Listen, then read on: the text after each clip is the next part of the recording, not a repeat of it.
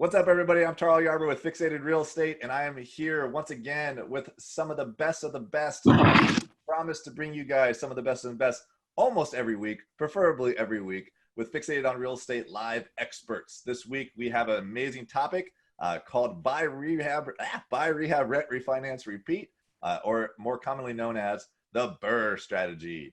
And this topic is hot. I know that everybody thinks Brandon Turner invented it. This is not true. He did create the acronym, though. He's good at that. And we are happy that we have some amazing experts. Actually, this is one of my favorite panels, and I haven't even done it yet, and it's already one of my favorites. Every week. I do say that every week because every week it's my favorite. And that's also because Jay Scott's with me every week, and that's what makes it amazing. But this is one of my favorite panels because it's an actual topic that all four of us on this panel are actually experts at. So this is going to be good. So it's not just our guests. All right. So let's talk about who our panelists are. Mr. Thatch Nguyen. Some of you guys might know him really, really well. Thatch actually changed my wife and I's lives a little bit back in 2017 with a little bit of encouragement from him. We actually switched over to the BRRRR strategy fully. And we also started working together every single day and changed our entire lifestyle because of Thatch, 100% because of him, not because of us, but because of him. So Thatch is CEO of Thatch Real Estate Group. Thatch is the CEO and founder of the Thatch Real Estate Group, a Seattle-based real estate company and principal of the Springboard for Wealth. He is not only a seasoned realtor, investor, and developer, but also a proud ambassador of the American dream. During his 28 years in the real estate industry, he has built over 300 homes, townhomes, and multifamily units and completed over 100 flips. He currently holds 120 rental units and a goal of owning 1,000 investment properties. Thatch's journey from homeless refugee to multimillionaire taught him that wealth goes far beyond financial success alone. I think What's up, everybody out there? Woo! He's also famous on TikTok, right? Which whatever that is. We have the fabulous and awesome Miss Brittany Arneson from Canada. She is 28 years old, who's converted her talent for hands-on work into a strong cash flowing rental portfolio. She is more popularly known as Investor Girl Brit on her thriving Instagram channel, where she has roughly 160,000 followers, which is a roughly 7,000 followers more than the Brandon Turner, who is trying to follow her as much as possible. And she doesn't even have pockets to help her out. So there you can watch her remodel her BRRRR properties from start to finish and see that firsthand that she knows what she is really doing. Brittany learned the business of real estate and construction as a small child and bought her first property at the age of 18 with money she had saved up. She then worked on the property herself and learned the business hands-on. And she does do it hands-on. If you go on her Instagram channel, you'll actually see she timelines what she's actually really doing. Doing it today. Doing it today. There you go. So did you start doing that because people said you weren't really working on the properties or no? Yeah, like I started filming the time lapses because people would say that I was just posing with my work or whatever. And I was like, well, I'm going to prove it to you. So worked out well. Give it up to Miss Brittany. Do it.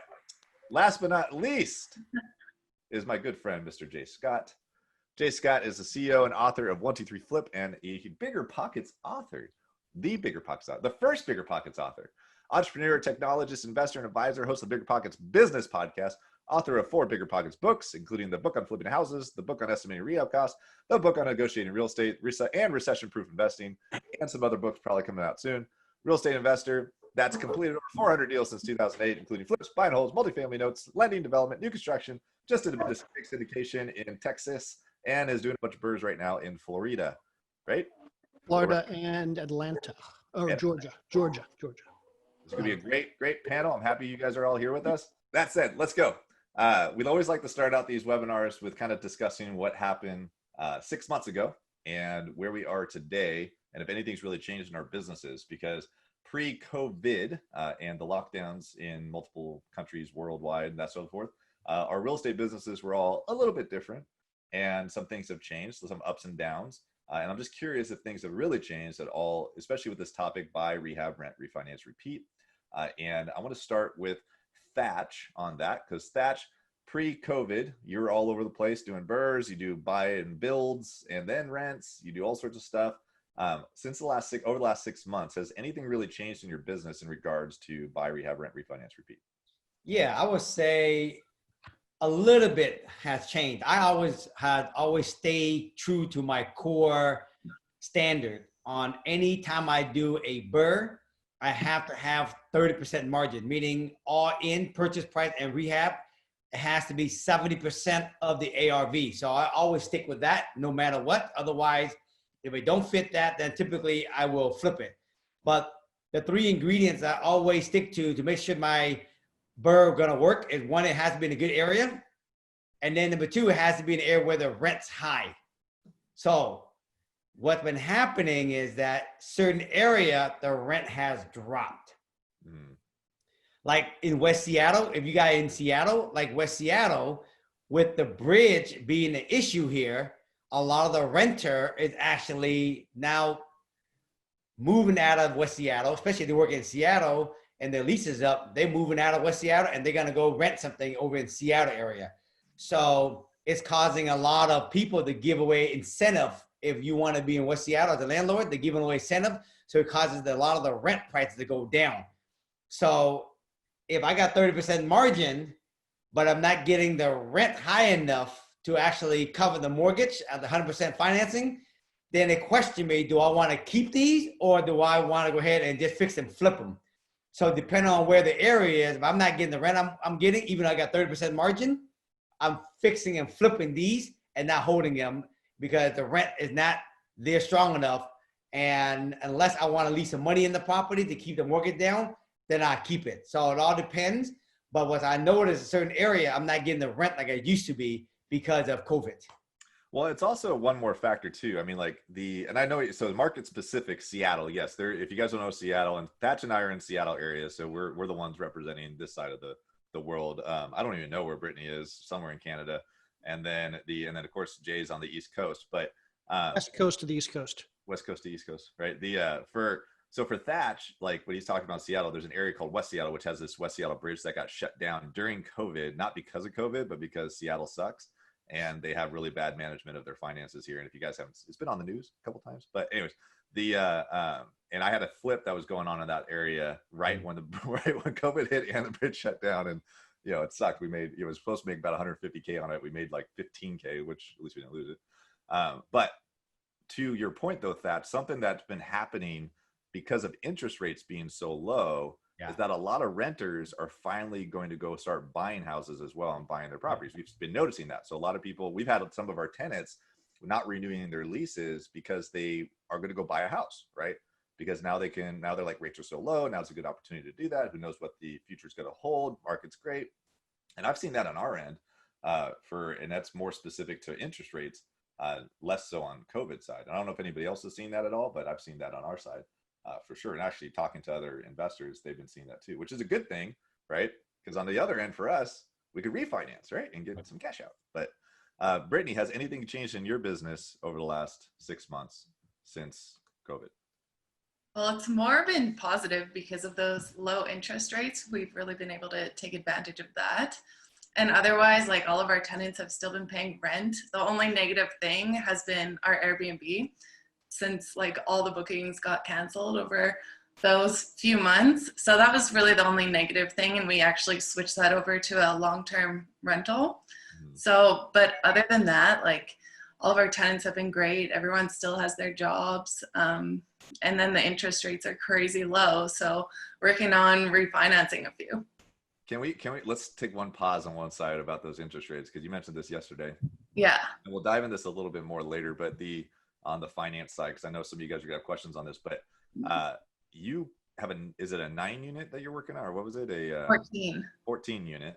And you're in Canada, so I just want everybody to preface this. This blew us away yesterday when we were all talking. But so how many for a 14 unit in Canada? What's the exchange rate? Is that 11 units here? That's yeah. I think. So you're refinancing it right now to permanent financing with a commercial loan. What is the rate you're getting on that? 1.45%. 1.45% interest rate.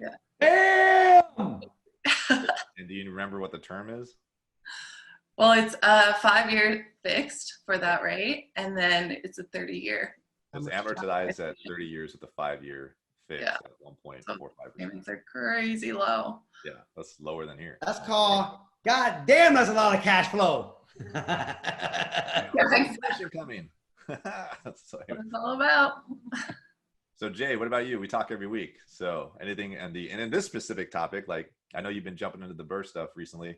Yeah. More hardcore. What's wrong with that? So last year or two, I've kind of shied away from buying rentals. I've been waiting for the great deals to come, and I'm the first to admit when I screw up. And there were deals, and I wasn't doing them. And I'm starting to find a lot of deals. And I've decided instead of waiting and just collecting 1 or 2 rentals a year like I've been doing. I mean, I've been doing more than that, but kind of that was my plan for the last year or two. I decided I'm going to start buying rentals, and we've bought 15 in the past 8-10 weeks. And so we've found a lot of good deals. I mean, I mean, we talk about this every week, but it's a really weird market, and it's really inefficient, and we're finding some things that are way overpriced, but I'm also finding stuff that's underpriced. And so we're jumping on things. We're not waiting any longer. I always like to say that cash flow is cash flow, and in a downturn, I mean, Thatch is saying that in some places we will see market rents get hit, but in most of the country, not the San Franciscos and Seattles and New York, in most of the country, typically speaking, market rents don't get hit that hard during a downturn. So if you can find a place that cash flows, you factor in extra vacancy, you factor in a little bit of drop in rents. If the numbers still work, buy it. It doesn't matter what part of the cycle we're in. I like it. And I just want to blame you for why I haven't been buying properties for the last 12 months, because you've been telling me not to. So. And I always tell you, don't listen to me. Yeah, I'm joking. But let me say this too, Taro. This is why it's important that you guys really need to listen to the people who've been doing the BRRRR for a while, because people who never done it, they just think, oh, I'm just going to go in, just buy, fix it, and hold it. But from my experience, you know, like just what Jay just said is, when you out there, you got to really know the area. Like right now, if you jumping in and you're in, let's say, San Francisco, man, San Francisco rent got dropped a good 10 to 15%. So you got to be really careful on, you know, this is why I said, doing it for a long time, I realized in order for me to make sure the ingredient work for me as a BRRRR, I got to have a 30% margin, has to be in a good area where I can cover good high rent. And for me, the third one is a bonus one. It has been an area where in Seattle, where I work, where I want to be at, I noticed that it doubled in value every 10 years. But I noticed right now, during COVID, certain areas getting hit hard on rent. So you guys got to be careful on that, okay? And it's going to come back. But just know that if you're going to play this game, if you're going to buy in those areas and it come back, just make sure that you guys know this is a long-term gain, that you can ride the market out the other way, okay? I like that. And because that's something that, let's talk about the long-term game. So very, very briefly, who wants to, like, Brittany, can you explain what BRRRR is, just like really quickly on a short sense, or no? Sure. Yeah. Buy, rehab, rent, refinance, repeat. What does that mean? What does that mean? So for us, like, I was in it for the cash flow. That's what I wanted. So I wanted to hold on to these properties. But then if you hold on to so many, you can't really move forward. And then on the renovation side, we're able to keep those costs down so low because we do a lot of the work ourselves. So we're able to hold it. And then I wanted to replace my income from my full-time job with these rental properties. So I wanted that cash flow coming in all the time. And that's the reason kind of BRRRR made sense for what I wanted to do. So Jay, can you translate what she just said in English? She's speaking Canadian. Yeah, I mean, yeah. So what is BRRRR? What is So not to take anything away from Brandon Turner. Brandon and I are good friends. I love Brandon, but we didn't need a separate name for this thing. So basically, what a BRRRR is, you buy a rental property. You use your own money, you borrow money, you get a partner, you get a bank, you get your friends and family, you get credit cards, whatever. You find some short-term money, you buy a rental property. That's the B part. The first R is the renovate. You go in there, you fix it up, then you rent it out. That's the second R. You get a tenant in there. The third R is you go to a bank after 6 or 12 months and you say, hey, I've got this property, it's got a tenant in there, and at the beginning of the project, the lender's probably not going to give you a big loan against it. They'll give you some percentage of the cost that you put in, purchase plus rehab. But after 6 or 12 months, they're going to do a refi where they're going to take the new value of the property into account, and they'll give you some percentage of that. If you do it right, that third R, that refi, you can pull out more money than you have in that property. And now you have all of your money out of the property, or most of your money, it's up to you, but you may have all of your money out of the property plus more. And you take that money and you do the final R, which is repeat. So basically you now have a cash flowing rental property that's probably generating some tax benefits. It's getting loan pay down every month. You're getting cash flow. Maybe you're getting some appreciation. Plus you have all your cash back and you can go do it again and again and again and again and again. Sounds like the perfect investment strategy, right? Yep. So we're going to go into what could go wrong with that whole strategy as well later, because there's definitely some pitfalls. But I want to go back to what you said, Thatch, about how this is a long-term game when it comes to buy, rehab, rent, refinance, repeat. Because like me, I'm a recovering house flipper. I've done a lot of house flips, and I never understood why I should keep one of my houses as a rental despite getting my cash back, because I might only make like $300 a month on it as cash flow, or I can get 60 grand selling that today. Right. And I would do the math. I'm like, okay, that's $3,600 a year in cash flow times 20 or 15 years. I'll make the same amount as selling it right now. So why the hell would I keep it? So what are some of the reasons why we should actually possibly keep these properties versus flipping them? Do you want to go, Thatch? Yeah. For me, I've been in real estate for 30 years. And I started as a real estate agent. And I have made, $1 million a year in commission year after year after year. And obviously after you pay Uncle Sam his tax, which is 40%, you really only have half of it. And then, when you are making $400,000 or $500,000 a year, you can easily spend that on nice houses, nice vacation, and you're going to have a little bit saving left over. But you got to keep running on the treadmill to keep that lifestyle going. And you could never really replace yourself sometime down the road. And for me, I remember my mentor said to me, at what age do you want to have the option to work or not work? And I remember he asked me that question at 27 years old.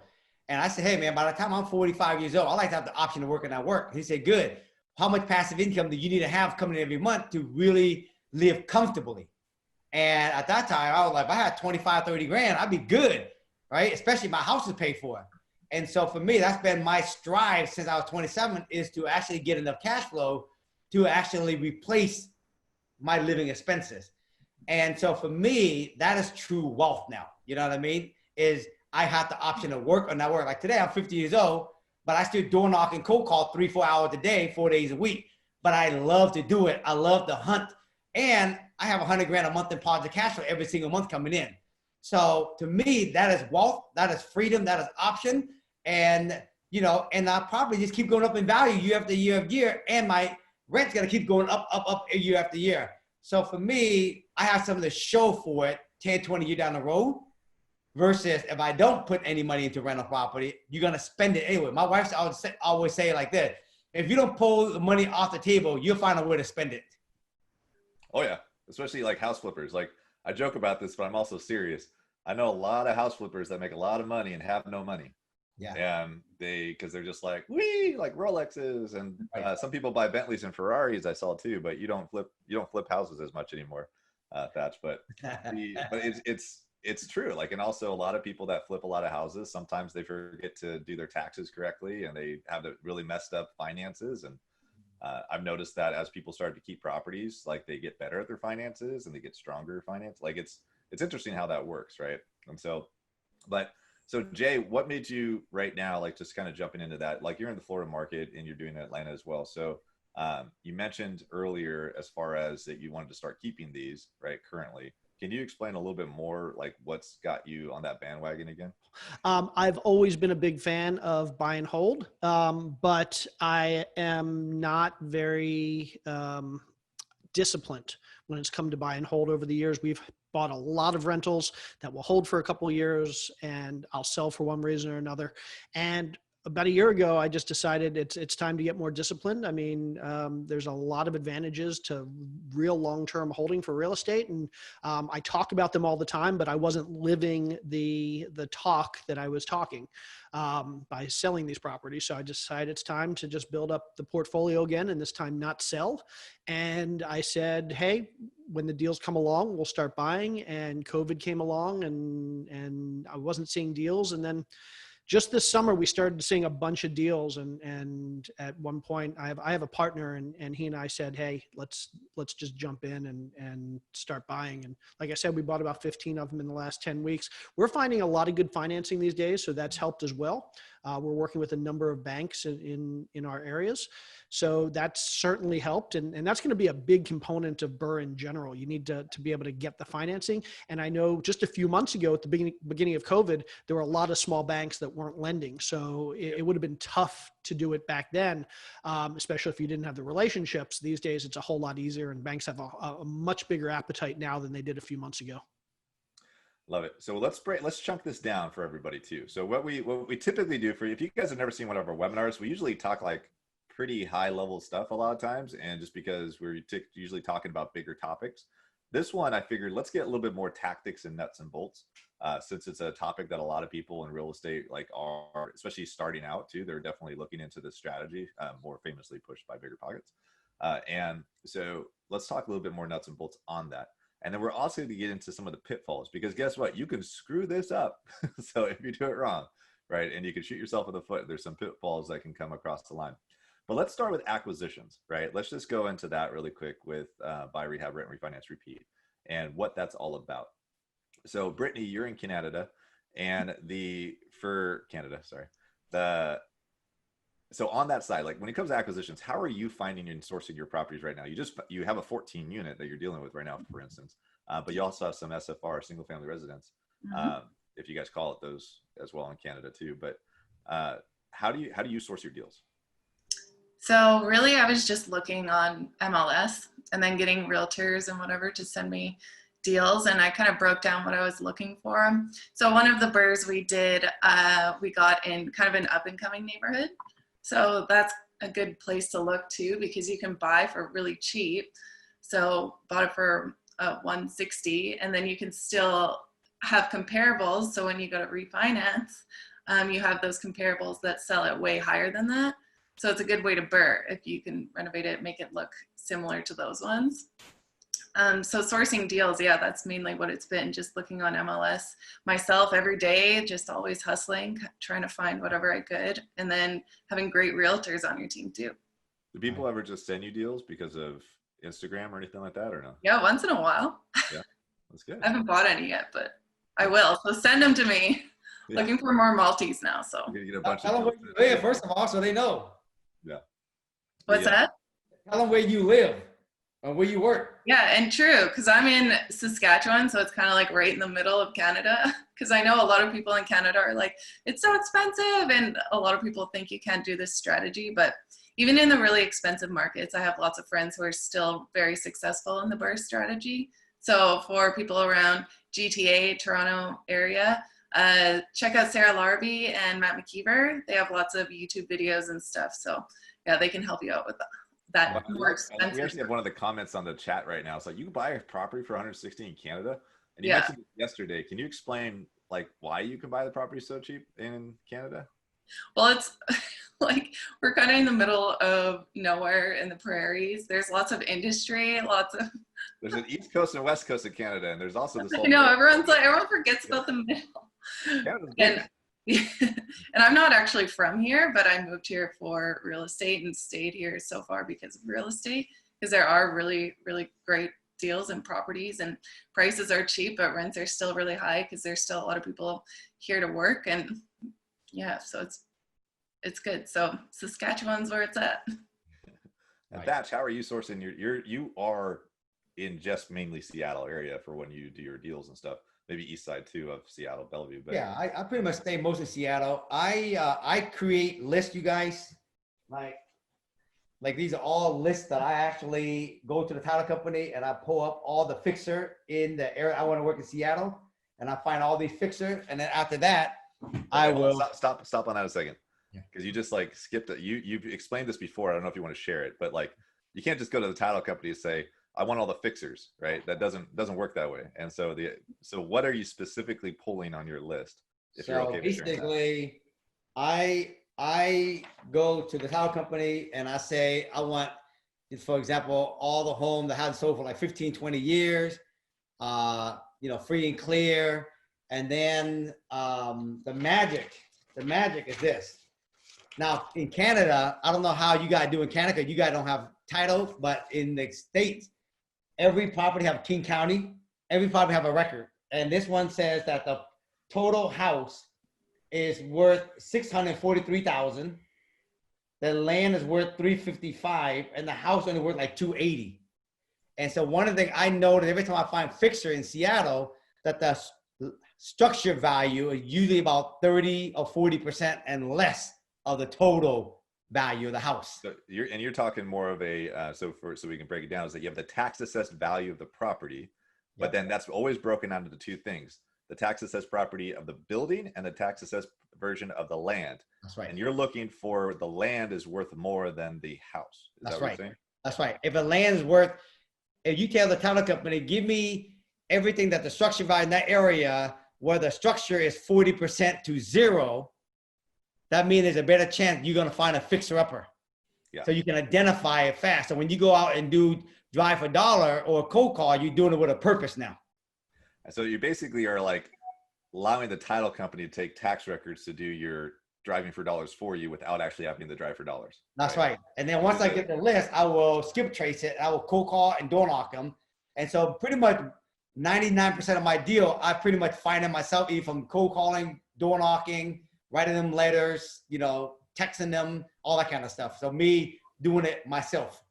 So I want to specify, if you guys are listening to this and you're in acquisitions at all and you're looking for doing your own acquisitions, what Thatch just said is worth millions of dollars. So go back and listen to it if you didn't follow that, if you want to go source your own deals yourself in some way. So you source them. Is that your main way of finding your deals, Thatch? You personally are sourcing them? Yep. And you work in a team, like, which we'll get into later. Your team is like you, and then your wife does everything else, right? That's right. That's my team. We'll talk about that. That's her. This is good. We're missing her, right? We need Cammy on here. So Jay, how are you sourcing your deals right now? So differently in different areas. Down here in Florida, I have an awesome partner who has a great wholesaler network. And basically all of our deals down here have come from wholesalers. All of our flips, all of our buy and hold have come from wholesalers over the last year. And that's thanks to him having a great network. So if you're going to rely on wholesalers, have a great network, treat your wholesalers really well, wine them, dine them, make sure that they're happy and they trust you and you always perform, and all those other good things. In Georgia, I have a partner up there as well. There we're buying stuff a couple different ways. One, we're actually buying courthouse auctions. Not Atlanta. Not going to say what town it is, but it's a small town in Georgia, or a smaller town in Georgia. And we're actually finding deals at auction. We're finding deals on the MLS. Again, not going to find that in a lot of places, but certain places you will, and we are. We had a 3-property deal that was brought to us about a month ago from a bank relationship that my partner had, basically a small local bank that he had used to finance a few of his deals. The VP of lending or commercial lending called him up and said, hey, I have a friend who has 3 properties he's looking to sell. Do you want to buy them? And he said, well, give me the numbers. And it turns out that these 3 properties, he was selling them for $215,000. They appraised as is before renovation for $305,000. So immediate $90,000 in equity. And then we bought them, we fixed them up, and he being the banker, he trusted his friend, he trusted us. So he was willing to finance the purchase. He was willing to finance the rehab to get all our cash out. Now we haven't done it yet. We're going to be doing it in a couple months, but he'll finance all the cash out, and we will have some tremendously great cash flowing rentals. So long story short, network. Know your bankers, know the people that are around other investors, not just the investors themselves, anybody that networks with investors, because people will bring you deals. Love it. So we got acquisitions, right? And we all do it differently. Me personally, we've done wholesaling for a long time as far as sourcing them. I've also done the MLS a lot to find deals, but it's your market. Like, figure out what works best in your area. There's some parts of the US I know that like people don't really care about wholesalers because there's enough deals on the market, right? And there's some parts in the US, like mine and Thatch's market, where like, what's the MLS? Like the MLS, the off market is the MLS now here, right? It's just, there's tons of people doing off market deals here in our area. So it just depends on where you're looking. So But that said, let's talk specifically though about like what are we doing to evaluate these deals? Like what are we actually looking for as far as like what makes it a good deal, especially BRRRR, right? I know what makes a good flip, but I had to shift my brain around to say, okay, well, what makes this something that I want to keep? And I have my whole philosophy on it, and I'll save myself for last. But Brittany, what do you look for in a deal to say I'm going to buy it? Well, I think rental rates and what you can get for market rent is really important, because I want to make sure that after the refinance, the rent covers all the expenses. So that's something I look for, just to make sure like that price after I do the whole refinance, the rent covers everything. So that's kind of the most important thing. And I also want there to be, it's kind of, I buy in smaller cities as well and really, really cheap properties. So I'm like buying something that needs work because I want to be able to add that value. That's like the most important part for me. And yeah, just being able to cover all those expenses, but being able to pull out quite a bit of cash as well. So we could move on. Are you looking to pull out more than you put in? Or are you looking to, okay, so you're looking to like not only just like get all your money back, but also more. Yeah, exactly.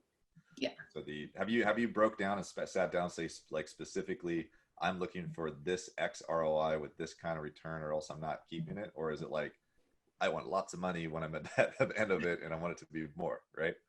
I should probably have more specifics, but I've been focusing just more on like mid-sized multifamilies lately. So I haven't even been really searching for singles at this time for the last little while anyway. So. Well, you're killing it. So that's awesome. And what do you like best about what you do? Just out of curiosity. Probably the renovation stuff, and then sharing it with all you guys on online. Anybody that doesn't like isn't keyed into Brittany's Instagram feed, and I'm sure she does other social media as well. It's amazing. She does all her own renovations, and the videos she puts up are absolutely unbelievable. So make sure you follow her on Instagram. I've learned a ton. And her hair is perfect the whole time too. It always looks like this. Oh, it's awesome. Dude, it's awesome. Yeah, no, it's awesome watching what you do there. So I love it. And her Instagram is Investor Girl Brit, so you can check it out. So for Thatch, what I know you mentioned earlier, and I want to hear your strategy a little bit. What's your target when it comes to keeping a BRRRR? Like when you're looking to like analyze one, like basically. So for me, I do both single family and multi-family apartment buildings, and my rule of thumb is always it has to meet the 70% rule, meaning it has to be all in purchase price and rehab 70% of the ARV. Okay, that's rule number one. Number two, it has to be in the area where the rent's high enough to cover 100% of that loan and $500 extra minimum on positive cash flow if I'm financed 100% of our loan. So if I'm all in at 700, 500 to buy it, 200 for rehab, all in at 700, I think ARV is $1 million. The rent has to cover 100% of that $700,000 loan and $500 and more, okay? And then the last thing, it has to be in the location. For me, it might not be for you guys, but it has to be location Seattle, where it doubles in value every 10 years. And I strategize where I buy those at, what area, to fit all three of those categories. And sometimes if it only fit 2 of the 3, I might decide to sell it. If it only fit 1 of the 3, I for sure will sell it. But if it fit all 3, I'm keeping them. Love it. And I just want to, I just have to say this. I'm sorry. I'm not the nicest person in the world. I'm just kind of direct. But there's some people that are commenting saying like, that's good for you, Thatch, in your market. I can't find that in my market. Like, Thatch is in the hottest blanking market in the US. So yeah, you can. You just got to look for them harder. I'm sorry, guys. And I'm going to say this. From just surface, it's not just buying an old junk house. Right, Jay? Right, Brittany? It's not just buying an old junk house. There's many ways how to actually create good margin to get that ARV up. One way is to buy it real bad, but there's many ways to get the ARV to jump. When you know how to actually buy the right property, know how to create it so the ARV will jump. So as a surface level, folks, buying it as a beat up property is one way to get high margin, but there's many ways to get the ARV to jump higher also, okay? Love it. Jay, you want to go?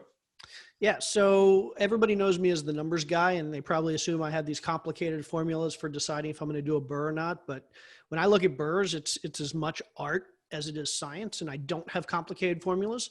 So one thing everybody needs to remember when we talk about BRRRRs, a lot of us think cash flow, cash flow, cash flow, cash flow, and nothing. Cash flow is great. Everybody should be going after cash flow, but it's not the only way to make money in real estate. So in addition to cash flow, you also have tax benefits. So there's depreciation, and trust me, as you grow and start making more money in this business, you're going to appreciate the tax benefits more and more. There is amortization, which is basically loan principal pay down. The longer you have a loan on a property, your tenants are paying off that loan, and the principal that they're paying down, that's equity in your pocket. So every year that your tenants are paying your rent, you're making money. And then the fourth thing is appreciation. Not every market's going to appreciate, but your market may appreciate. It may appreciate at the rate of inflation, maybe a little bit more, but you likely will get some appreciation. So when I look at a BRRRR deal, I'm looking at the whole thing. I'm looking at the cash flow. I'm looking at the tax benefits. I'm looking at the amortization, and I'm looking at the appreciation potential. And when I look at a deal, if I have a lot of cash sitting in the bank, I might do a deal where I don't pull every penny out. If I find a deal where I'm getting some fantastic, and I see Charles' face like, what the hell? Why wouldn't you pull every penny out? That's okay. Maybe you were just spacing out. You weren't even paying attention to me. But yeah. So I may not pull all my cash out because maybe I'm going after cash flow for that particular deal, or maybe there's a deal in a really hot area that I think is going to appreciate. Then I might pull all my cash out. I don't care about cash flow, or maybe I'm in a situation where I know I'm going to need the tax benefits next year because of some situation I'm in. So every deal is going to be different, and you need to know why you're buying the deal, but nobody out there should be looking at Thatch and saying, I'm going to do exactly what Thatch is doing for the same reason. I'm going to do exactly what Brittany's doing for the same reason. I'm not going to do exactly what Charles is doing for the same reason. Figure out what you need out of the deal, and that should drive what you're looking for. Love it. Love it. Figure out what's right for you. And as far as investors are going, we're all about mitigating risk, and it's up to you to mitigate your own risk and what you're comfortable with, right? Thatch likes to do ground up sometimes, and he does all sorts of crazy stuff. But he's also very good at mitigating that because he sources like the best deal he can get and then puts his eggs in that basket, kind of a thing, right? And same with Brittany, exact same thing. You know, it's all of us work that way. My business strategy a little bit on acquisitions is a little different. I still flip lots of houses, right? Except for this year, we didn't flip as many. But our strategy is like, if it meets our flip criteria, which is a minimum of a 15% cash on cash by the time it's done, preferably 20%. Then I'm probably going to buy it, right? And so in the geographic areas I'm in, if it's a BRRRR, if it's a 20+% cash on cash return on the back end, typically around 22, 23 works out for me, and it cash flows at the end, then I'm going to keep it. So, but at the end of the project, if it's not cash flowing how I want it to cash flow, and I don't have to leave that much money in it, then I'm going to sell it. Or saying I do have to leave a bunch of money in it, then I'm going to sell it as a flip. Because a really good BRRRR is also a really good flip. Mm-hmm. But a really good flip is not always a good BRRRR. That's right. So, but you can't have a good BRRRR without it being a good flip. And so I'm going to disagree a little bit. Nope. I mean, again, this is my show. Okay. No, again, you have to. Why can you have a, because the whole point of a BRRRR is that you bought a crappy property and you made it way better and increase the value so you can get money back out, or it's just a rental at that point. Yeah, so but why is it not a good flip? Because with a BRRRR, like I said, you may not need to get every penny out. So maybe you have some equity there, but you don't necessarily have enough equity that it's like you're not making your flip margins, but it still works as a BRRRR. I agree in general with you. But you can still flip it. That's the point. That's what I'm trying to say. You can still make a profit. It may not be the best flip in the world, but absolutely, you can still make a profit. No, every good BRRRR is at least a good flip, right? It's at least a flip, a profitable flip. Well, if it's not a good BRRRR, then it's not a good BRRRR, right? So then it's all semantics, bro. So, but we're on the same page. You and I are talking the same thing. We're good. Right? I love you, man. I'm gonna call you. Figure this out. So, all right. I love you too. So jumping on that. So we got some acquisition stuff, margins. You guys got to figure out, like, I love what Jay said, like figure out what works for you in your market. What's the best thing you want to do? I also agree with the philosophy that we're not trees and we don't have roots, and we can also move around and invest in other areas. It doesn't have to be in your specific city. If you're looking for a 15 cap property and you live in downtown Seattle, right? Or, Bellevue, or in the heart of LA, or some other hot market, you might not be able to get that in your market as much as you want to. So you might have to look otherwheres, right? But you want a high appreciation, you want high capital growth, you want to be able to have and cash flow is not as important to you. You probably could find some great deals in where you are. So it depends. So you might have to go to other places. But anyways, that said, so let's now shift gears a little bit on the finance side, because there's a lot of questions on the finance side for people to be able to answer. And I want to be able to dive into that a little bit more. We could actually spend like hours talking about how to do creative financing, which we probably should have one of these on that specifically. But one quick question, which I'm going to go straight into, is that like, do you buy your BRRRRs with, or is it a good idea to buy BRRRRs with hard money lending on the front end? Because what we're talking about with the BRRRR is that you have, most of us, we have a front end capital that we're putting into buying it, either through a lender or our own or whatever, right, in some capacity. And then you have the back end permanent financing, which could be a different lender or other different financing, right? It just depends. But those are your two transactions, one on the front and one on the back end. So on the front end purchase, is it a good idea to use hard money lending, or is it, or something else, or what do you guys use right now? Brittany, you want to go? Yeah, well, I was just thinking about this too, because one of my first BRRRRs, which I didn't understand, like using the hard money on the front end. I just was trying to get a mortgage right off the bat, but no one was giving me financing because I just got a new job. And so I couldn't get financing, but they said we could give you a personal line of credit. And the houses are so cheap in these smaller cities that they gave me, I think it was $75,000 personal line of credit. So I was able to take that line of credit and actually buy a house. I think it was $40,000. So, and it was, I think the interest rate was around maybe 6.5%. So higher interest, but then it really saved me. So when a few months later, after the renovation, went to refinance, got the cheaper interest rate long-term mortgage with a bank. Eventually they did finance it, but that initial money came from a personal line of credit. So it's really saved me quite a few times. So that was an unsecured personal line? Yep. That's cool, right? I couldn't believe they gave it to me too, because like 75 grand, I was like, what? But I kept asking, right? Like I went to like 5 different banks. No one would say yes. And then eventually someone said, we could give you $50,000 line of credit. And I kind of like, oh, well, I might need a little more for renovations and this and that. They're like, oh, how about 75? Like, I'll take it. So you just have to keep asking. Like, you'll get so many no's in this process when you're brand new. Did you ever, do you guys have or use hard money up in Canada? Yeah, people do. I haven't. I've only used personal line of credit and then money basically from the refinances after doing our BRRRRs. And then what about you, Jay? We do a little of everything. So sometimes if we have too much cash, which I know for a lot of people out there is not an issue. And so, but if you get to the point where you have a lot of cash, use your own cash, because then you're saving yourself the interest and the financing costs. But we also, our last deal, like I said, was the three property package from the guy at the bank, where the bank is lending us the money on the front end, and they're also going to do the refi. I'm a big fan of partners. So bring in a partner. Here's the nice thing about a BRRRR property.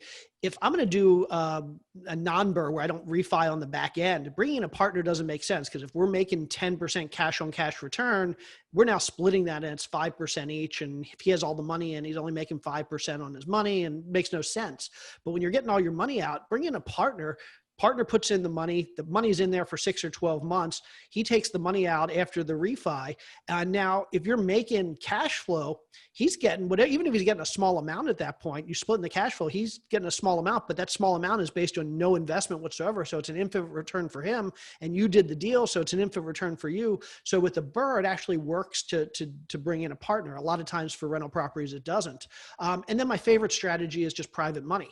There are a lot of people out there that have IRAs that are, I loan out of my IRA. If Tarl calls me tomorrow and says, hey, I'm doing a BRRRR and I need the money for 12 months, I'm going to lend that money, because that's a safe bet, because I know. I would write that down. Hold on. Write that. Okay. So, I mean, Brandon Turner talks about this a lot. I've been financing his BRRRR properties for 10 years now. It's not that he doesn't have the cash, but he likes to stay liquid. I know it's a safe investment because here's the thing. If the market collapses, he's still getting cash flow off that property every month. So even if he can't refi in 6 or 12 months, I know that, okay, I extend the loan for a couple of years until he can refi. And in the meantime, he's collecting cash flow and just passing it on to me every month. So my very favorite way of financing these things is just find somebody that has an IRA or has money sitting around that is looking for some relatively very safe way of investing that for 6 or 12 months, and just let them know, worst case, this thing's going to go, not the thing's going to go south, but the market's going to go south. It's going to be hard to get a refi, and I'll just keep paying interest for a few years. And most people are like, fantastic. Some people want that because where else are they going to put their money right now? Absolutely. So private money is my favorite way of financing these. I agree with that. And to answer the question directly to one of the persons with hard money, hard money I think it's a great tool. Like, it just depends on what terms you can get. And even then, like, it's a normal tool in our business is to finance our properties with other lenders, right? And hard money is one of the best ones, in my opinion. If you don't have private capital and you don't have your own capital and you don't have private lenders, then you start getting limited to hard money, which everybody here has, except for Brittany, apparently, has used hard money or has done it a lot or at different times and stages in our businesses. And for me personally, like, I don't like using any of my cash in my BRRRRs at all, because I want my private lender or even a hard money lender to finance as much as possible on the purchase. And there's a reason for that. Even my rehab, I want all of it, if I can, to be financed on a BRRRR property. So that way, when I go to refinance on my back end, I want to be able to do what's called a rate term finance as fast as possible versus a cash out. Because if I have no money in it personally, because I was able to raise the capital for it through a private lender or a hard money or private lender combined, then then when I go to refinance later, that's called a rate term refinance. I don't have to wait 6 months to season the loan to get my cash out. So I can actually have almost no money into the deal at all and refinance later with a conventional loan, or not conventional, our portfolio loan now from our credit unions and so forth. But to where they're just doing a rate term based off of the lender payoffs that I had on the front end, which paid my purchase price and my rehab. So that's how I want to structure it on my BRRRR, so I don't have to worry about anything, and I also don't have to worry about any cash out later seasonings. So that's what I do. If I have to do cash out, we have to do cash out, but I prefer to take no cash out. I'd rather just leave everything in there nowadays, just because, if you don't need the cash, leave it in, right? But for me personally, but sometimes I have no cash at all in the entire deal because we structured our purchase correctly on the front end with financing. So but that said, Thatch, what do you do for your financing, and what kind of advice can you give people? Yeah, for me, sometime I use my HELOC. I have a whole bunch of HELOCs on a bunch of my properties. And if I find a deal that is good, I need to close it quick, I use my HELOC, just pay cash for the whole entire property. And then I use cash to rehab it. And then when I get done with it, then I would just refi that property into a 30-year, and then I pay back my HELOC. And then most of the time I will use hard money lending. On my hard money lending, what they do is they do purchase price and rehab, and I can put down like 10%. So if it's a $300,000 rehab and $100,000, $300,000 purchase and $100,000 rehab, $400,000, I just put down 10%, which is 40 grand, and they finance the rest for me. And then after I get done with it, then I would refi it into a permanent loan. Typically they're portfolio loan because I own more than 10 property. And I'm like Taro, I leave all my equity in it. So most of my property have 30% equity. I leave all 30% equity. And then I take basically my 40 grand basically back out, and I finance 100% of the loan, and all 30% of my equity, I leave it in the property because I don't need the cash, because I still sell real estate. I do other things to make money. And so I want to leave all my equity in my property so I can have low mortgage. And of course, I'm 50 years old. I'm at a point in my life where I want to start paying down my loan versus leveraging my property more and more and more and more, because I don't want to be at 99 years old, you know what I mean? It's still got a 30-year fix on it. It's stupid, you know what I mean? So I'm at 50 years old. I'm more at the point where I'm going to be paying down my loan so I can have more of the cash flow on my property versus having 30-year loans on a lot of them down the road. I haven't done this yet, but like, this is something my wife and I've talked a few times, where we go like, okay, well, we don't ever use our cash flow at all. It just keeps going back into the account and so forth. But if have you thought about, like, when it comes to paying off your loans, that you like what's called debt stacking or debt snowballing or whatever, where you take all the cash flow from all your properties and put it onto one property and pay that down super fast, and then like instead of spreading it out amongst your properties? Have you ever considered something like that or looked at that or anything like that? Yeah. So what the strategy I do is that, like right now, what I'm doing right now, I got a bunch of single family that is not in the greatest area, and I sell them and I 1031 them into better area. And then all the property I think that I like, I'll keep those. And then what I'm doing now, I'm looking at all my portfolio, and now I'm looking at the one that has the lowest mortgage, that I'm basically just paying down that mortgage. And then after I get done with that, then I pay down the second one. So I got a bunch of already paid off right now, but I'm looking at all my stuff and I go, okay, which one has the lowest mortgage? And I'm just dumping money toward that one. Yeah. So, okay, so you're stacking it like the lowest one first, attack that one, and then go to the next. Yeah, that's awesome. Love it. Yeah. And then that's huge. Like, and depending on where you are, guys, who's watching this, I had actually Thatch has a mentor, Saul, who said the same thing to me. He's just like, because I'm 35, but to be 36 next month, and he's like, you're in the accumulation phase. Like, go buy more properties. Don't worry as much about paying them all off right now. And whereas Thatch is like, I want to pay them all off now, right? I've accumulated properties. So it's, and that's different for everybody though, like for where they're at. And I love it. So so that said, we got a lot of questions from some of you peoples. So we're going to start jumping into that here in a minute, but let's talk about the pitfalls, because that's not talked about enough in my opinion. And you can also there's pitfalls on the financings, there's pitfalls on leasing, there's pitfalls on the rehab, there's pitfalls on buying, all that kind of stuff, right? So let's talk about what can go wrong. So I don't know if any of us have had this happen to us yet, right? Or had something go wrong. But Brittany, have you ever had what's the worst thing that you think can happen to somebody on a BRRRR? Not just for yourself, but like that you just kind of think of, here's a big pitfall that people should try to avoid when they're doing this right, from your personal experience? Well, I just think like really knowing your numbers and evaluating like the comps and your rent, because the worst thing you could do is think you're gonna get it appraised for this much and then it comes in way lower, or you can't rent it out for as much as you expected. So I think knowing that for sure 100% before you get into it, and things can change quickly, so just put in a lot of contingencies and make sure that you like kind of have a little bit of a safety net. Yeah, love it. So know your numbers and know it really well, because the appraisal can come back low. So that's one pitfall for sure, is appraisal doesn't happen as you think it's going to. So, and one thing about that too, like sometimes you can negotiate those appraisals. So I've done that before. It came in lower than I wanted. Sorry, there's flies in here.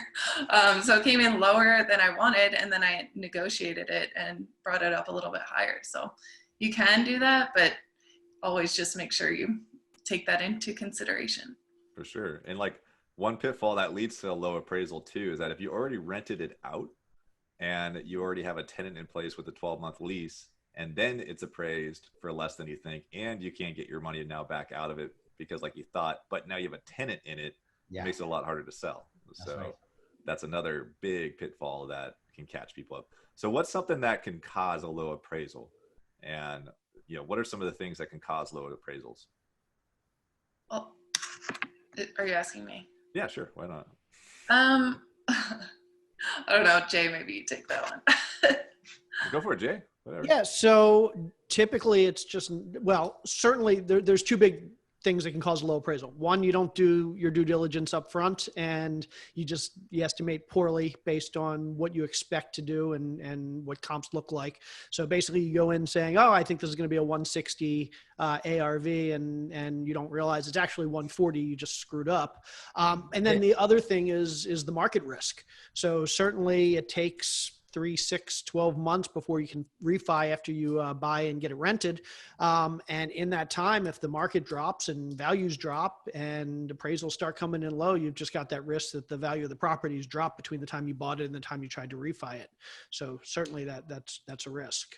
Yeah, I want to add one more thing to that too, is that I've seen, this is very common, especially with recovering house flippers, is they, they're used to doing like high-end finish or whatever flip grade finishes in a property. And they go like, oh, this is a rental. Like, even though all the comps say for, quartz, granite, whatever, tile, I'll just put Formica in because it's a rental, but they comped the property as if it was flip quality when they bought it. So, even though, and that's, for us, our finishes don't change at all. right? For whether it's a flip or a rental. Like the only thing that changes is we put luxury vinyl planking in instead of laminate. Like that's pretty much the only thing that changes. But for everything else, identical, everything across the board. But Thatch, what are some common pitfalls or some things that some advice that you can give for, or major pitfalls for people to avoid, or some issues that might happen with Yeah, I think everything that Britt and you guys said is valid, and I think, you know, we can't control the rent. You know, like right now the rent dropped a lot. You know what I mean? But you can definitely control, you know, what you think the ARV is, what you think the rehab is. And I think what people get hurt is that sometimes people are trying to sell themselves on buying the deal versus keeping to the standard. You know, especially if you're doing rental property, you get, you know what I mean? You got, you know, it's a whole nother play, you know, because when you buy rental property, you got to be ready. You know, if that thing drop in ARV, a drop in rent, you know, can you afford to keep it? And like you said, if the rent is already in there, you can't sell it, you screw. So I said, it's the mindset of people. They got to, they can't sell themselves on buying it. And I think the other thing is just, man, is do your homework before, and just knowing this is a long-term game, guys. That's probably the biggest thing I'm gonna tell people.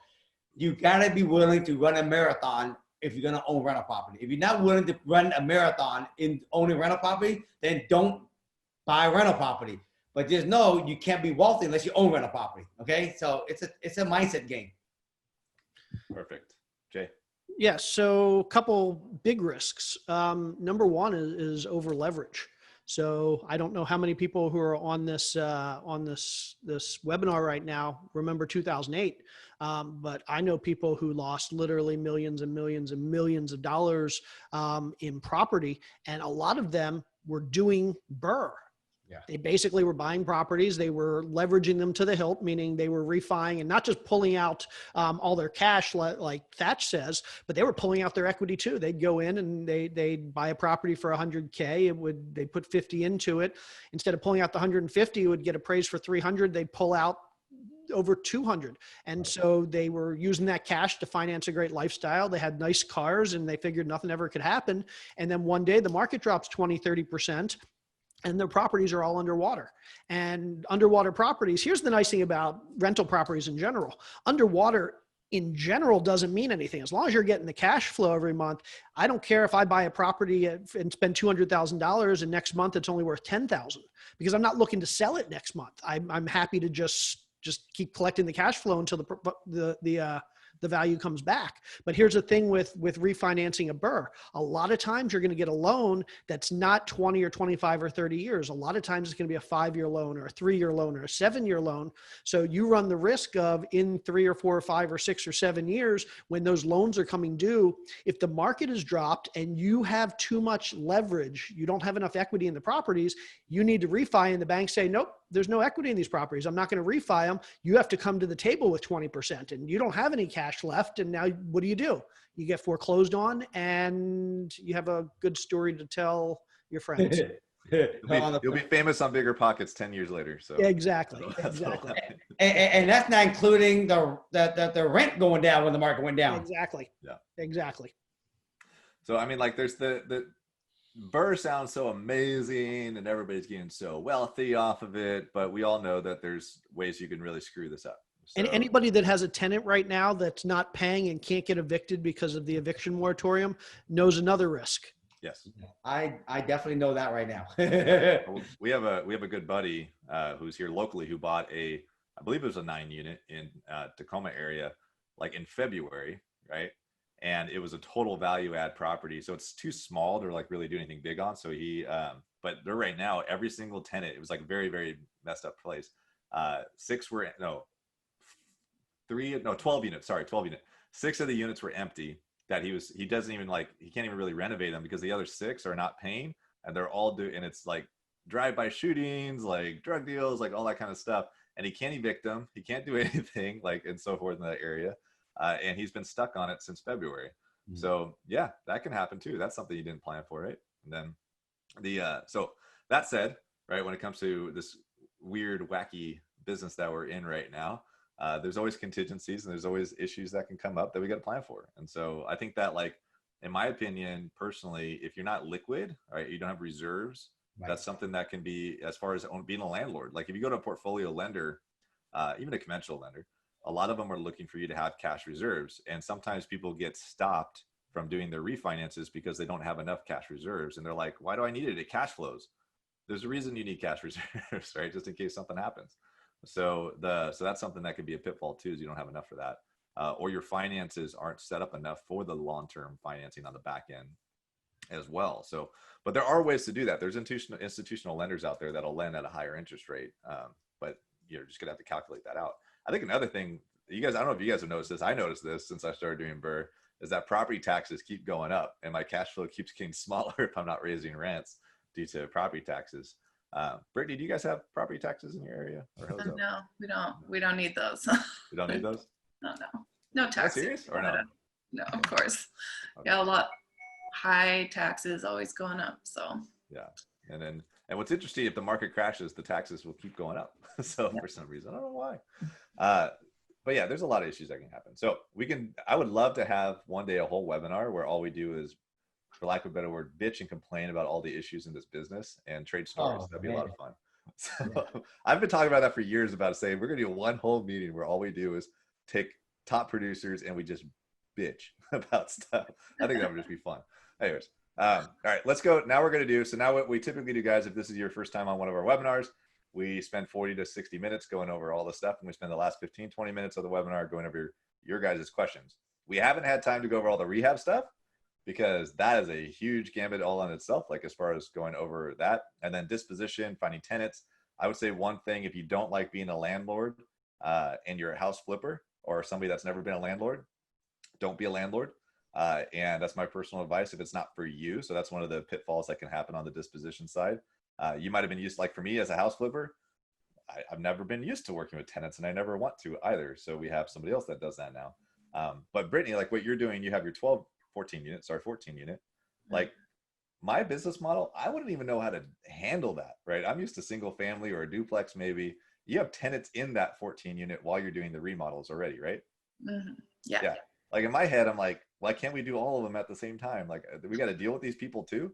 Like that would mess me up in our current business system with what we have, because we don't have a structure for that property management side internally as much and stuff to be able to handle that, right? So I guess that would be another pitfall if you're not used to occupied properties as well. But anyways, so let's jump into questions. One question, if you guys are on Zoom, you have the ability to upvote questions. That's going to make our lives easier because there is 51 questions in the Q&A box right now. We're definitely not getting to all of them. So the more that you guys upvote, the more likelihood I'm going to be able to ask those questions. So we'll start with the first one that's upvoted right now. It's a basic one, is a 203K loan, which I don't think you have those in Canada. Is it a good option if you can't get a hard money loan to do a BRRRR? Jay, you want to go? I don't know anything about 203K loans. My first question would be, are they just for owner occupants? Because a lot of the loans with letters behind their names are FHA loans that or HUD-based, HUD sponsored loans. Yeah, HUD or FHA that are basically owner occupied only. But I don't know the answer to the question. Sorry. Yeah, ultimately the traditional 203K loan is for people that are primary residences. They do have some in some places that allow something for investment property, but it's a lot stricter rules than the primary. So just be wary of that. I would say 203K loan is a great way to do a house hack. And if you don't have the funds otherwise, I know people that have done, they'll do up to 4 units, right? So a 4-plex for that. So that's something to consider. All right, next question that got upvoted. If you get a 2 or 3K, you can get a hard money loan. Yeah, trust me, if you could fog a mirror, you can get a hard money loan as long as the deal is good. So just keep that in mind. You're going to pay 2 to 4 points and 8 to 12% interest, but you can definitely get a hard money loan. So this got upvoted like a crazy thing. Thatch, can I directly call a title company? How do I acquire the list in that way? Again, you will call the title company, say, can you pull up a list of property in these criteria, right? So just like you would if you want to call Absentees, can I get all the Absentees owner hasn't sold for 20 years that, and one of the secret on you want to, instead of saying free and clear, you want to say a mortgage of $1,000 and less. So sometimes certain title company can't have the option to do free and clear. They can go $1,000 and mortgage and less. So that's very simple, right? But if you want to go one step deeper and find fixer, then do where the structure value is 30% and less. If a structure value is 30%, I mean the land value is 70%. So the structure value is 30%, I mean that property is a beater. So imagine you're saying absentee owner, $1,000 mortgage and less, hasn't sold it for 20 years, and the structure value to be 30% and less, right? Of the total assessed value. Now you just got a list, a fixer upper right there. Cool. And to directly answer too, you can totally call as many title companies as you want, and you can ask them for that all day, right? And some might just like say, call us later, we don't know you. That's why you call the next one, right? Yeah. And a lot of times you want to talk to your title rep. That might be, and every part of the U.S. is a little different. Some use escrow attorneys, sometimes but for the most part, you can find a title rep somewhere that'll help you out. They might charge you a little bit if they don't know you, but for the most part, yes, they are allowed to give you that data, and they will. You just got to call around, and there's tons of them out there. You throw a rock, you get a bunch. And also know that that data is generally, you can buy it through list companies. There are companies out there that will sell you that data. List Source is a popular one. So if you're don't want to call a title company, or you call a bunch and you can't find one that'll help you, and you're willing to pay for that list, you can pay for the list as well. Yeah, and it's the quality of the list depends on the quality of the source Absolutely. You're getting it from. Absolutely. A lot of title companies, it's not bad data. It just hasn't been like super scrubbed down, and you have to like, dig into it a bit more. But you can go to certain companies and get like scrubbed lists specifically that you can only get if you buy, period. But even then, the quality is based off of the quality of the source that you're reaching out to. So just ask around. There's a lot of places on Bigger Pockets that say use this, use that. So like there's a lot of places to go. What are good terms for getting a hard money loan if you are a new investor? So I guess what's a typical, it's different across the US, by the way, guys, but there are some national hard money lenders out there, but what's a standard average? I can only speak for my local area and some of the national lenders that I'm associated with, but what's an average hard money term that would be like, yeah, this is normal, right? Jay? These days, you're probably in the 9 to 11% range, 9 to 12% range. And you're looking at 1 to 3 or 4 points. And there really is a wide range. You go back to 2008 and 9, back like when the market was bad, and 16 and 5 was the standard. You'd pay 16% and 5 points up front. And a point, for anybody that doesn't know, is a percentage of the loan. So if you got a $100,000 loan, you'd pay 16% of that and $5,000. These days, I know, and when I say these days, I haven't really looked in the last 6 or 7 months. So 6 or 7 months ago, it was 9 to 11, 9 to 12, and then 1 to 3 or 4 points. And it really depends on the area.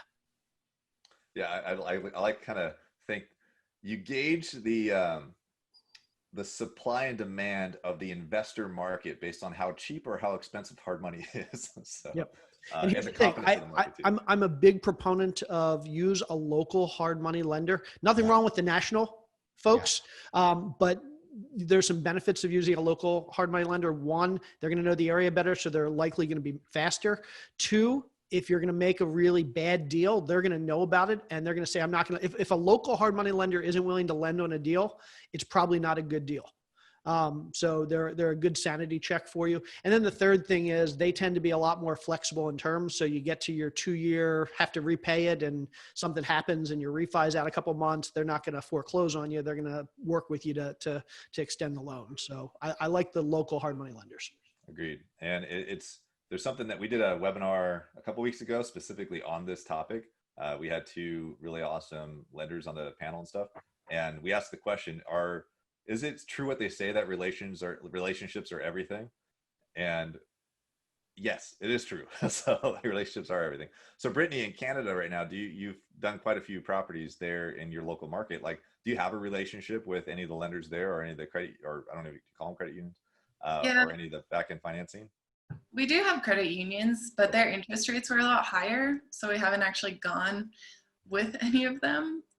So we just have a mortgage broker who kind of like got the best banks and best interest rates. And do you use the same person pretty much every time, or? Yeah, we have been, except for the commercial loan, we use someone different, but yeah, same mortgage broker who's really just great at what she does and gets us the best loans. So It is, I think, a little bit more difficult in Canada, and the rules are just getting more strict. So it's a challenge, but there's always a way. Like, I swear, if you just keep going after it. And if you can't, I saw a question on here, like after a certain amount of mortgages in your name, you can't get mortgages anymore. That's when you have to start bringing partners in. You kind of get to that point eventually. If it's showing up in your credit, yeah. So at least for here in the U.S., we have our traditional, conventional Fannie, Freddie, that kind of stuff, and you're allowed 10 on your credit report. But in reality, as you talk to any investor that has 50 doors, they stopped doing Fannie, Freddie a long time ago because they stopped qualifying, and that's when they start going into the portfolio lenders, the credit unions, the partners, syndications, all sorts of stuff. So absolutely. And so okay, so jumping in, how does okay, we already answered that, so we're gonna skip that one. Thatch, can you explain what you mean by a good area when it comes to investing? Yeah, for me, my terminology, good area, what I work at is I do the research, and I notice that the rent is actually relatively strong. So like, let's say a typical 3-bedroom, 2-bath house, 2,000 square feet in a certain section of Seattle, rents are getting 3,000 to 3,500. And then if I move away from the area that I'm talking about and I go, let's say 3, 4, 5 miles south, I'll notice the same square footage of house, they're renting for maybe only 23, 24, 2,500. And so I'd rather pay a little more be in this area because I get better cash flow.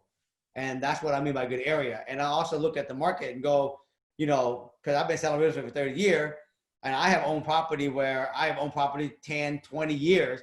And I noticed that it doesn't double as well as certain area in this part of Seattle. And so that's why I'm selling a lot of my property in a certain area, and I'm moving them closer to area where I notice it double in value. So for me, a good area is an area where I'm getting better rent for the same bedroom and bath and square footage, and I'm getting better in appreciation. And that's why I focus those areas, because I get better rent, better cash flow, and better appreciation for the future. Perfect. That sounds like a good area. So yeah. Right. Perfect.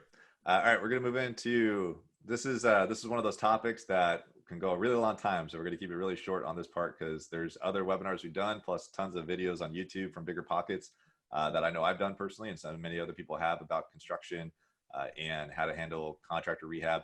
It's unfortunately one of the hardest parts of our business that nobody talks about, that you actually have to understand construction in this, or somebody on your team has to understand construction. Can you reach up above you? Oh yeah, Carl? sorry, you know that. Where is it? It changed colors. That's right. Sorry. A shameless plug for myself. But when I first got started on my own, and I didn't have any business partners anymore, I had a business partner that was a former builder, so he handled all the construction. I wanted nothing to do with it. I dealt with the acquisitions, the realtors, all that kind of stuff, and I never dealt with the rehab. I hated it. I would literally show up to a property, and I would let the realtor and the contractor talk to each other and let them figure it out while I sat in the corner and answered emails on my phone and text messages, and had nothing to do with walking the property. That's how I used to buy my houses years ago, and it worked really well for a long time, until one day I didn't have somebody to talk to about, hey, is construction, am I getting screwed here or not? And I found this book, right? The book on estimating rehab costs. This is a second edition. And the reason why it's a shameless plug is that I'm actually in this book, right? As a thank you somewhere, but I'm not going to find it. So anyways, you're welcome, Jay, for helping you publish the second version. I very much appreciate it. Anyway, but no joke. No, this is a book written by Jay Scott, and I was like, I need to learn freaking construction and rehab, and know how to sound really smart to contractors, so I don't get taken advantage of. And I started researching like crazy person. I was going to take classes. There's no classes. I was going to go take read books, seminar. I was willing to pay for it. And this is legitimately the only book that's worth a damn, in my opinion, on the, especially as an investor mentality for estimated rehab costs. And it's not it's not this one. Another thing, I'm totally selling this. It's not a book that says this is exactly step by step everything you do. This is a book that gives you all the reference points that you need to be able to figure out how to do it all on your own. It's a methodology. It's not an answer sheet. Got it. Right. So I want to answer the next question, because the next question is related. I feel as if contractors are in high demand right now more than ever. Have you noticed a difference in working with contractors over the past 6 months? Worth mentioning, anybody out there that hasn't done a project during COVID and is going to do a project now, you will notice that things have gotten more expensive. So labor costs have gone up because real estate's super hot. I mean, it's been hot for a while, but in most, not all, but most markets, it's super hot. Contractors are busy. Their prices are going up. But in addition, material costs are going through the roof. The cost of wood products, the cost of steel products, cabinets, countertops, fixtures. And it has to do with supply chains. It has to do with tariffs. It has to do with just issues with import and export and COVID. And so expect to pay a good 10, 20, 30% more now than you were 6 or 8 months ago. Dude, a piece of 2x4 at Home Depot was like, like $2. It's $6.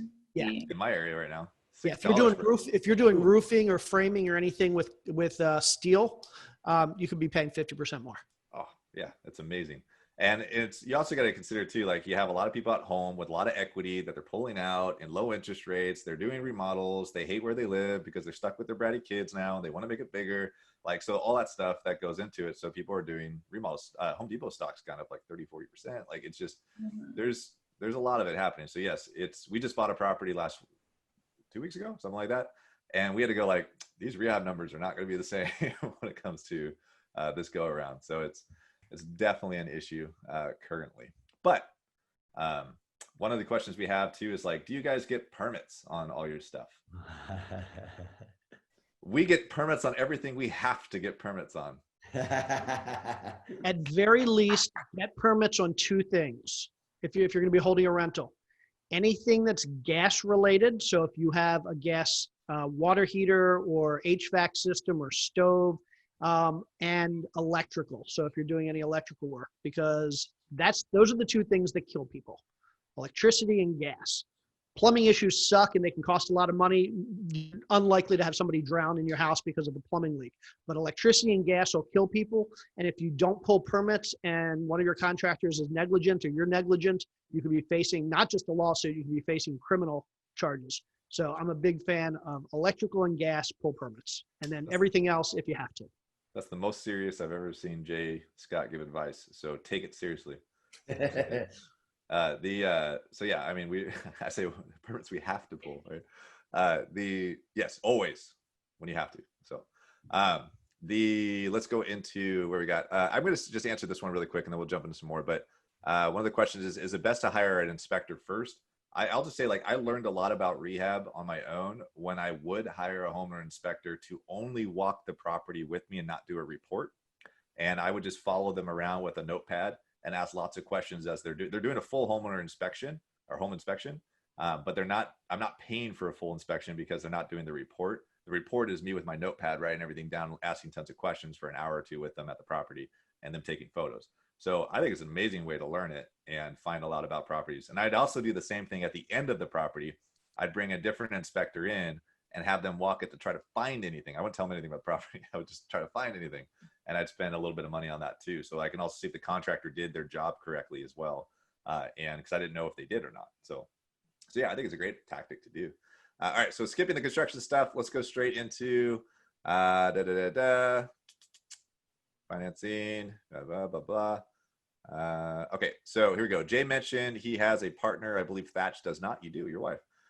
Can you guys explain your thoughts on partnerships with the BRRRR strategy? Brittany, do you have partners or do you, no? Just me and my business partner, and then that's. Did you have a partner? Well, yeah, like just us, and then, but no one else so far. So so on the partnership side though, do you guys share all the rentals? Do you share the income? It's like, do you guys have an entity or is it just a joint venture kind of a thing together or? No, it was just, it's kind of a weird. Great trust. There you go. Yeah. So everybody does it differently. So Thatch, do you have partners or do you do it 2 ways? You got your business partner who I know, but do you also add outside partners outside of your wife into any of the properties that you guys do? Yeah. So when I do new construction, some new construction site, I do it with me, my wife, Cammie only. Some new construction I do with my partner, Chris, who's also the builder. When I do big apartment building, 100 unit, 200 unit apartment building, I do syndication. I have invested for those. But when I do single family flip or single family property where I am BRRRRing, I do all those by myself, no partners. Because I have the money to buy it and then get my money back out. So I never have to need a partner for it. I don't want to mingle it, and I want to keep my life simple. Love it. And then Jay, just to also add to it, can you also give some basic advice on some good practices to have when it comes to having partners and some things to avoid pitfalls wise if you do it wrong? It is so important that you trust your partner when you're doing a BRRRR property. You don't have to trust your partner when you're doing a flip. I mean, you should, but typically on one deal, worst case, you're just standing next to them and keeping your eye on them like a hawk if you're concerned about something. A BRRRR deal can take 5 years, 10 years, 30 years. You're basically tied to the hip with that person for a long, long time. So a couple things I'll say is, one, make sure you trust them. Make sure you can deal with them for the next 5 or 10 years. Don't meet somebody tomorrow and say, hey, let's do a BRRRR deal together, because statistically speaking, it's not going to work out well. And then always have something in the operating agreement that addresses how you're going to deal with the situation where one of or both of you decides, I don't want to be in this partnership anymore. I want to get out. And make sure you have a plan. Always plan for the worst case. Because again, BRRRR partnerships, unlike a business, is easier to get out of than potentially a portfolio of rental houses. So make sure that you plan for that. Absolutely. Yeah. And I'll add, if you didn't say it, forgive me if you did say it, get it all in writing, whatever you guys agree upon, before you guys start, not during, because when everybody's neutral and no money's hit the table yet, that's when we're all calm and objective. But as soon as money starts hitting the table and shit goes wrong, that's when the emotions come out. And if you don't have it in writing of what happens if something goes bad in some way, then you can just go, then that's where it gets really weird. But if you had it in writing, you could just go like, hey, when we were all calm and collected, let's just go see what we agreed upon, right? So I would advise that always. Some people like the handshake deal. That's great. I have a lot of best friends that I would do business with, so long as it's in writing. So for period. And handshake in writing. Yes, because contracts make friends stay friends, in my opinion, and family members stay family members, and at least the good ones. And if they're not that good, then you don't want them anyways, right? So, anyways, we're wrapping up now, guys. This is one of our longer webinars for a few reasons. One, I love everybody on this webinar. And two, it's a really cool topic. So we can go on this for a really, really long time. Like we barely scratched the surface on this topic, which is great. We might have to do another one. So I want to end this one on a note, actually on one note, right? Which is one, Brittany, lots of people want to partner with you apparently now on the chat box there. So you got lots of partners. Good job. But on another note, what's like the one piece of advice on, I guess I like to say, what's the best advice you can give on what not to do for this strategy? That, you want to go first? I would say not to do. I had a talk with someone earlier this morning, and they didn't have any experience in real estate, any experience on flipping, investing. And they want to basically go from there and jump right into a marathon, and they haven't even learned how to run basically a mile or 5K or 10K in real estate. So be patient. And it sounds exciting, okay? But there's a lot of things that you need to know to do these. I mean, I'd rather have you go buy a house already done, just put some money down and just be done with it for long term. But talking about going in, buying it at the right price, getting the contractor and getting it built and trying to get this equity, kind of refi it. It's a lot of work, folks. So be patient and, don't try to basically run a marathon overnight when you don't have enough experience. Let me say that. Love it. Brittany, you got anything you want to add?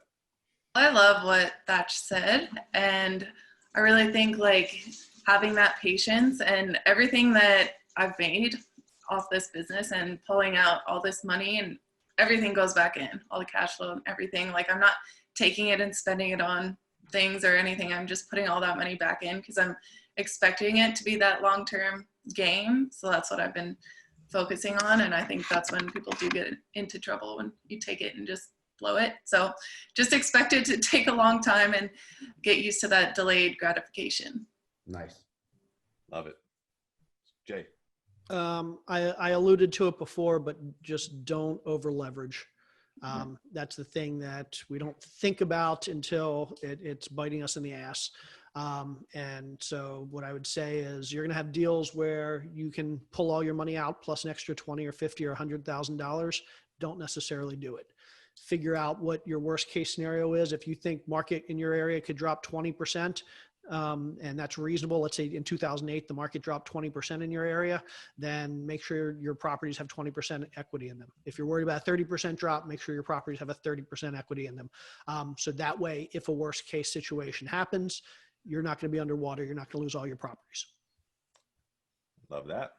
My only advice is always, when it comes to any kind of flips or any kind of BRRRR stuff, is number one, don't get emotional about it, right? And which is easier said than done sometimes.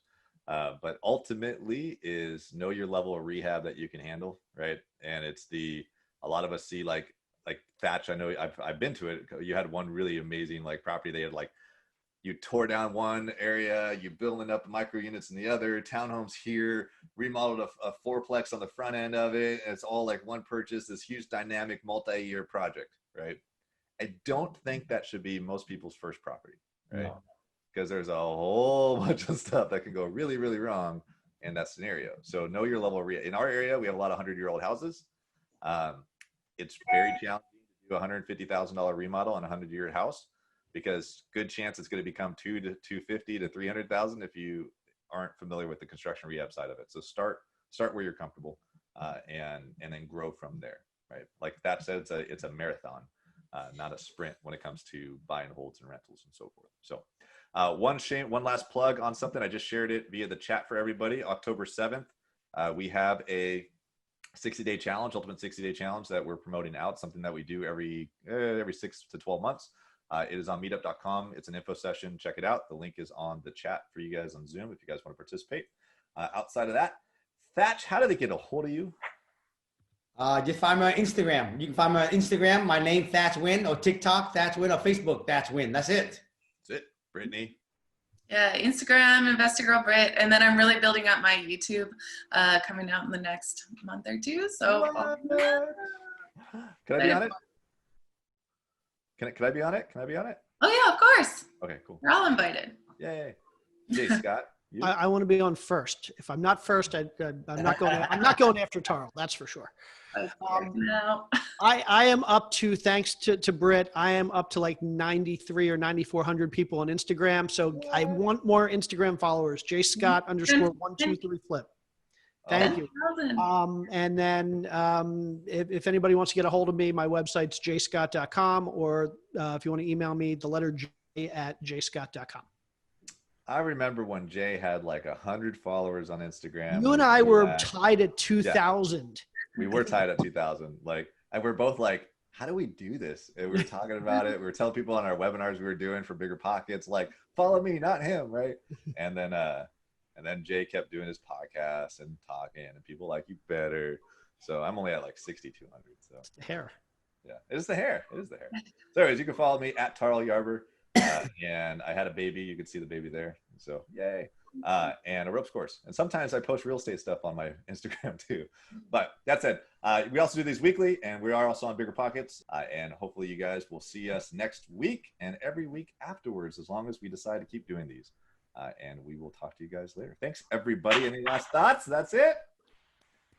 Thank you, everybody. All right, you guys. Peace out. Thanks, everybody. Bye, guys. Bye.